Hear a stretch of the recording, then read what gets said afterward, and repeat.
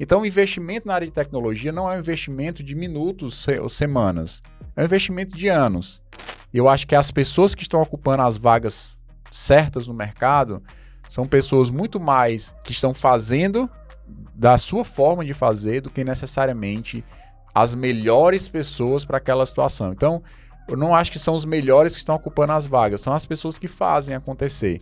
Se você é um cara que não passa por problema, você não passa por crise, no dia que você tiver um problema de verdade, no dia que você passar uma crise de verdade, você desmorona, né? Pessoal, estamos aqui ao vivo. É ao vivo não, né? Agora é, né? Agora é ao vivo. Mais um episódio. E aí, pessoal, a bolha estourou? Eita, agora a gente vai falar sobre o atual cenário e algumas características que a gente entende, né? Deve ser um episódio um pouco mais curto e a gente entende que são características importantes relacionadas ao mercado. Antes de falar das características, eu queria pedir para você interagir no vídeo, deixa o like, compartilha, comenta, disponibiliza esse vídeo para outras pessoas, para que a gente possa alcançar mais pessoas, esse vídeo ficar mais relevante. Em breve nós teremos muitas novidades no canal da Coder, então se inscreve, coloca lá o sininho, porque a gente vai ter cursos muito legais sendo disponibilizados em breve. A gente está aí nos planejamentos. Eu tenho certeza que isso vai impactar de forma positiva a tua jornada profissional. Deixa eu começar com, eu acho que as coisas mais importantes, a gente pode ir desdobrando um pouco cada uma delas, né? Existem altos e baixos no mercado. Qualquer mercado vai enfrentar altos e baixos. Mas se a gente olha o mercado de tecnologia e a dependência que o mundo tem do mercado de tecnologia, se você pensa no seu investimento como profissional de tecnologia, como um investimento financeiro, existem investimentos de curtíssimo prazo, que quase todo mundo se lasca nesse tipo de investimento, eu já me lasquei, né? Não de forma definitiva, estou aqui, gente, obrigado, satisfação, né? Mas se você investe em investimentos de mais longo prazo, você entende que as flutuações internas não vão gerar tanto impacto quanto para um investimento de longo prazo, porque você está pensando em coisas maiores, intervalos maiores, não em segundos e minutos, mas em meses, em anos. Então, você tem uma tranquilidade muito maior. Então, o investimento na área de tecnologia não é um investimento de minutos ou semanas, é um investimento de anos. Se a gente olha para a área, é fácil de perceber, eu não preciso convencer ninguém disso, de que a área ela tende a um crescimento no longo prazo. Por quê? Porque é uma área nova, porque tem muita coisa para ser automatizada. Então, por mais que a Meta, né, que é o Facebook, demitiu não sei quantos funcionários, uma quantidade grande de funcionários. Ok, a empresa XYZ também demitiu não sei quantos funcionários. Tem outras empresas que estão contratando e, eventualmente, você pode ter crises, e essas crises vão acontecer, pode ter uma bolha, né, um inchaço. Mas são crises que eu diria que são normais, né, Léo? Até porque isso não é inerente ao mercado de tecnologia, mas qualquer mercado. Sim. Não, se eu for dar um exemplo, por exemplo, de uma indústria farmacêutica, se programa para lançar um produto, há um investimento, aumento de força de vendas, coloca o pessoal no campo, lança o produto, depois de X meses, vê que o resultado do produto não é tão bom assim. O que fazer? Tem que dar um passo para trás, tem que reavaliar a estratégia para poder a empresa continuar tendo lucro, né? Sim. Então, empresas de tecnologias também, em alguns momentos, podem dar passos errados, podem fazer perspectivas erradas e fazer esse reacerto no caminho. Isso não quer dizer que o momento é ruim. Pode ser que para aquela empresa naquele momento, tendo em vista a perspectiva dela de investimento, não foi um bom momento. Mas isso não quer dizer que o futuro do negócio é ruim nesse sentido, né? E também tem a questão da expectativa versus realidade, e a expectativa ela sempre tem um tempo em vista, né? Você não tem uma expectativa de um prazo indeterminado. Os investidores têm expectativa dentro de um prazo e às vezes essa expectativa é super valorizada, né? E quando a realidade vai chegando, aí o pessoal entende que foi uma aposta errada e isso gera um certo inchaço, e é normal que haja um ciclo, né? Esse ciclo dentro do mercado. Isso influencia também na quantidade de vagas. Mas o que a gente quer falar hoje é algumas características que fazem com que, independente do que está do lado de fora, a gente consiga ter uma capacidade, uma alta empregabilidade, digamos assim, né? E uma das primeiras coisas que eu posso pensar a gente vive uma crise de responsabilidade. É muito fácil colocar responsabilidade para o que está fora. Essa é a nossa natureza. Desde o Éden, né? O homem botou a culpa na mulher, a mulher colocou na serpente e vai, né? A gente tem uma crise de responsabilidade. Você puxar a responsabilidade para você é fundamental. Então, eu até compartilhei contigo em outros momentos, quando eu fiz uma viagem recente para a África, 2 semanas atrás. Eu passei 2 semanas na África. E você percebe a mentalidade de pessoas diferentes que moram no mesmo local e como isso impacta a vida dessas pessoas, que é o fato de que, para algumas pessoas, alguém de fora tem que resolver os problemas dela e ela está esperando alguém de fora resolver. Então, faz o mínimo ali para sobreviver, mas não tem uma mudança interna de postura. E outras pessoas conseguem florescer num ambiente de extrema dificuldade porque entende que ninguém de fora vai resolver os problemas dela e ela faz por onde. Isso impacta na nossa postura e naquilo que a gente faz. Eu acho que tem uma questão anterior a isso. Não adianta você puxar a responsabilidade para você se você tecnicamente é uma pessoa incapacitada. Você não tem os fundamentos ou não tem o mínimo para que você possa fazer as coisas acontecerem. Então, essa parte técnica normalmente não é onde o problema reside. O problema reside, a parte técnica, ela é resolvida com uma boa mentoria, com uma pessoa que sabe te passar, digamos assim, um bom caminho, né? Mas se você entende que você é responsável por esse desenvolvimento, isso ajuda muito, porque você não terceiriza a responsabilidade para ninguém. E se você entende que a responsabilidade e, consequentemente, a culpa é sempre sua ou sempre minha. Porque não é as empresas que precisam te contratar. Não é culpa das empresas não te contratarem. É culpa sua de não ter sido um profissional contratável dentro daquele contexto de entrevista e tal. Então, se você entende que a responsabilidade é sua, você vai fazer de tudo para que na próxima as coisas aconteçam da forma correta. Então, para mim, essa é uma característica importante. Tu tem alguma outra característica que tu pode citar, que para ti também é importante nesse contexto das variações do mercado e como o profissional pode se proteger, digamos assim? Bom, eu concordo contigo. Eu acho que essa questão da parte técnica ela pode ser resolvida, mas essa questão comportamental, de fato, é muito importante, né? Porque eu acho que o que dificulta muitas vezes na relação entre empregado e empregador é a postura que esse funcionário tem em relação ao seu empregador. A questão de você pegar uma responsabilidade e pegar para você, isso é muito importante. As pessoas, por exemplo, aqui no Brasil, elas têm dificuldade de receber feedback. Feedback é talvez uma das coisas mais importantes numa relação de trabalho, porque é a partir dali que você vai crescer e se desenvolver.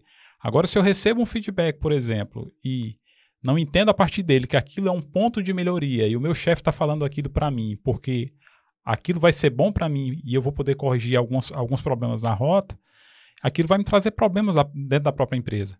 E pelo outro lado, em vez de eu ter uma postura positiva de entender que o feedback é algo bom para mim, na maioria das vezes eu pego o feedback como algo negativo. Eu começo a pensar que o chefe não gosta de mim, que ele tem problema comigo, que eu vou ser demitido. E aí eu começo a contaminar isso dentro do ambiente de trabalho. Em vez de eu ser um cara que esteja propondo soluções, eu estou procurando mais problemas do que soluções, entendeu? Então acho que o aspecto comportamental é algo que realmente traz muito problema dentro do ambiente corporativo, né? Eu acho que isso já era um problema nas pessoas mais velhas. Eu tenho um amigo americano que tinha muita dificuldade de dar feedback porque as pessoas ficavam ofendidas, né? E a gente tem que dar um feedback, às vezes, sanduíche. Você tem que elogiar, falar o que você quer e terminar elogiando para que a pessoa aceite, né? E às vezes a pessoa nem entende o que está sendo dito porque é tanto elogio e cuidado na hora de falar, né? E hoje eu acho que está pior porque eu acho que a gente vive uma cultura da ofensa. As pessoas são muito facilmente ofendidas dentro de um contexto social de internet e tal, né? E isso pode ser um fator um fator determinante na forma como você se expõe, porque se você é facilmente ofendido, coisas que parecem bobagens para uma pessoa, para outras pode soar como uma ofensa. Por exemplo, você participou de uma entrevista de emprego, a empresa não deu um feedback, você ficou ofendido com aquilo, isso te atrapalha. Então, uma das coisas que tem a ver com a primeira característica é a culpa é sempre nossa. No final das contas, porque a responsabilidade e aquilo que está nas nossas mãos é o que dá para ser feito. Eu não posso me responsabilizar nem me preocupar com aquilo que as outras pessoas estão fazendo ou que as empresas vão fazer com a nossa propaganda para ser contratado, porque não é nossa responsabilidade o que eles vão dizer, é nossa responsabilidade a forma como eu me apresento, né? Acho que isso é uma questão importante. Um outro ponto que eu acho que é fundamental para esses ambientes de crise e de oscilações do mercado é você ter a capacidade de multiplicar aquilo que está nas tuas mãos. Eu vou dar um outro exemplo na África, do Timóteo. É um cara que dentro de um ambiente inóspito, digamos assim, né, um ambiente de muita pobreza e tal, ele consegue, aquilo que chega nas mãos dele, ele tem a capacidade de multiplicar. Tem até uma parábola na Bíblia, né, dos talentos, um deles enterra o talento e outros 2 multiplicam os talentos. E ele tem um projeto referência, né, inclusive o governo foi lá olhar o projeto dele, é um projeto simples, mas tudo cuidado com muito zelo, e ele cuida de várias crianças, são dezenas de crianças cuidadas, né, com almoço, com alimentação, com educação, e em cima daquilo que ele tem recebido, ele tem a capacidade de entender e de semear, e aquilo é multiplicado. Quando eu digo isso, voltando para a tecnologia, você tem a capacidade de pegar aquele conhecimento que você tem, aquela parte técnica, e você ser capaz de pegar aquilo ali e multiplicar em algo de valor. Né? Os países, por exemplo, eles têm mais valor quando você pega algo primário ou um recurso natural bruto e você consegue lapidar aquilo e entregar uma joia, por exemplo. E é isso que o multiplicador faz. Ele é capaz de pegar um conhecimento bruto e transformar aquilo ali em joias, em coisas que têm valor, que é precioso. Então, se você tem essa capacidade de fazer isso, eu acho que para mim, para mim não, né? O próprio mercado vai entender a sua capacidade de transformar o conhecimento em valor. E é isso que as empresas querem. Eu acho que as pessoas precisam se perceber como pequenas empresas dentro de empresas maiores. Aquilo que chega nas tuas mãos, tu entrega valor, e tem a ver com relacionamento, tem a ver com valorizar as outras pessoas, tem a ver com saber as suas responsabilidades, né? Entender aquilo que está sobre o seu cuidado e você pegar aquilo ali e fazer florescer. Né? Isso, para mim, é um parte, primeiro, da responsabilização, de entender que a responsabilidade é sua e não do outro, para daí você, com a responsabilidade, transformar aquilo que é técnico em algo que tem um valor agregado muito maior. Isso dá para fazer em casa, não precisa estar dentro de uma empresa. Você pode pegar o conhecimento e você está sempre tentando transformar aquilo em valor. Muitas pessoas criaram empresas do zero, com investimento baixíssimo, a partir de conhecimento que tinham e uma ideia, e jogaram isso para um produto. Né? É bem conhecido, né? Um jargão que diz: as ideias não têm valor. O que tem valor é aquilo que você gera, o produto tangível, né? Eu acho que sei lá, 4 em cada 10 programadores tiveram a ideia de fazer um novo Uber, um novo iFood, um novo aplicativo XYZ. Mas beleza, cadê o produto? Você fez, implementou, mostrou que é viável, que é mais rápido, que é mais barato, que é... Não, eu tenho só a ideia aqui. Ninguém vai investir na ideia, entendeu? Ninguém vai querer investir só num pensamento. Eu vou investir em produtos reais. E eu acho que essa capacidade do multiplicador tem, né, de pegar um conhecimento técnico ali e transformar isso em pérolas, né, em algo de valor. Eu acho que para mim é fundamental e parte do pressuposto que você é responsável por fazer as coisas acontecerem, e você não está esperando um terceiro te valorizar, porque vai ficar esperando e não vai acontecer nunca. Né? E para mim uma outra característica que é fundamental e que vai nesse encontro, né, de você fazer as coisas acontecerem é a simplicidade. Eu acho que ser uma pessoa que faz as coisas de uma forma simples, mas faz, porque existe um perfeccionismo que paralisa as pessoas, às vezes eu tenho um pouco disso, né, e eu tenho tentado tirar essas coisas do meio, porque existe uma barreira para a gente estar gravando esse episódio aqui. Com certeza. Existem barreiras psicológicas, existem coisas que nos impedem de fazer. Né? Se a gente for pensar muito, cara, hoje eu não estou me sentindo bem, ou eu acho que eu não estou inspirado, ou eu acho que aquilo e aquilo outro, a gente vai deixar de fazer as coisas. Então, quando você faz com simplicidade, eu comentei contigo já uma vez que eu estava assistindo uma aula, e aí o cara que está dando a aula, às vezes atende o telefone no meio da aula, e daí vai para frente, entendeu? E aí eu estava pensando, poxa, às vezes a gente não quer fazer as coisas porque a gente coloca tanta complexidade que torna um processo tão pesado que às vezes é mais fácil não fazer do que fazer. Você fica na paralisia do perfeccionismo ou você começa a colocar um monte de coisa que na verdade não precisa ser feito. Já dei o exemplo, né, uma vez, eu acho que eu comentei num episódio, não sei se eu comentei com outra pessoa, falando do Sérgio Sacani, que é um cara do Space Today, que é um canal sobre astronomia e tal. Né? E ele grava, para mim, ele grava de uma forma muito simples. É um canal de mais de 1 milhão de pessoas que assistem, né? É um cara super competente, muito bom, mas às vezes ele grava, tem um sofá desarrumado atrás, ele não fica, digamos assim, eu tenho que ter o cenário perfeito, o microfone perfeito, ou a coisa perfeita para fazer. Faz de uma forma simples, mas faz. Eu acho que as pessoas que estão ocupando as vagas certas no mercado são pessoas muito mais que estão fazendo da sua forma de fazer do que necessariamente as melhores pessoas para aquela situação. Então, eu não acho que são os melhores que estão ocupando as vagas, são as pessoas que fazem acontecer. E fazer acontecer, você tem que puxar a responsabilidade para você, saber pegar aquilo ali e multiplicar em algo de valor, porque o que as empresas querem é um profissional que gera valor, e você ter a capacidade de nessa simplicidade, não embarcar nessa cultura da ofensa, que é muito comum hoje, principalmente na geração mais nova. Qualquer coisa que fala, você fica ofendido, e aquilo ali, e a ofensa pode gerar impactos extremamente negativos em várias áreas. E essa ofensa ela vai também graduando. Ela pode começar como algo pequeno e passar qualquer coisa a ser uma ofensa para você. Um comentário que alguém disse ou um não que você recebeu. Então isso para muita gente é paralisante. Se a gente ir pelo lado da simplicidade, né, fazer as coisas acontecerem da forma mais simples possível, para mim isso é fundamental. Pega um exemplo, por exemplo, de você criar um portfólio de aplicativos, de você começar a desenvolver pequenas aplicações. Por que não começar da forma mais simples possível? Por que não começar fazendo parte de uma aplicação em vez de uma aplicação inteira?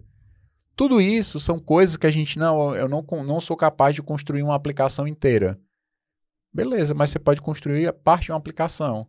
Começa construindo uma aplicação de xadrez, faz só o tabuleiro. Não precisa fazer tudo, entendeu?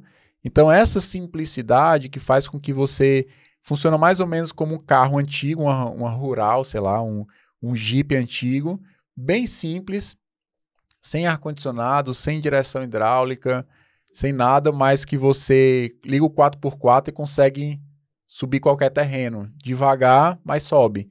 Entendeu? É basicamente isso que eu percebo que um profissional assim, na simplicidade, com a responsabilidade certa, né, e multiplicando aquilo que recebe, é um profissional que não... eu acho que é um profissional anti-crise, né? Ou para usar lá a nomenclatura do Taleb, antifrágil. Né? Tem um conceito de fragilidade, que é tipo um copo de cristal, na pressão quebra e se destrói. Tem o conceito de robustez, que é uma parede de concreto, que se você bate nela, não acontece nada, nem piora nem melhora, fica parado. E tem o cara que é um antifrágil, que dentro de um ambiente de pressão ele é capaz de melhorar. E aí, eu acho que a gente também precisa ter uma certa insensibilidade para pressão externa. Algumas coisas tem que bater na gente e cair no chão e a gente assumir a pressão que dá pra gente gerenciar, porque senão a gente fica doido, entendeu? Até porque eu acho que as crises fazem parte e são elas que vão fazer você mais forte, né? Uhum. Se você é um cara que não passa por problema, que você não passa por crise, no dia que você tiver um problema de verdade, no dia que você passar uma crise de verdade, você desmorona, né? Uhum. Então, é importante você trabalhar a tua cabeça nesse sentido, porque as crises fazem parte e elas podem te ajudar a se tornar um profissional melhor. Uhum. Por exemplo, tem gente às vezes que reclama porque, eu tô com medo, vou fazer um processo seletivo e eu não sei se eu vou passar no processo, não sei o quê.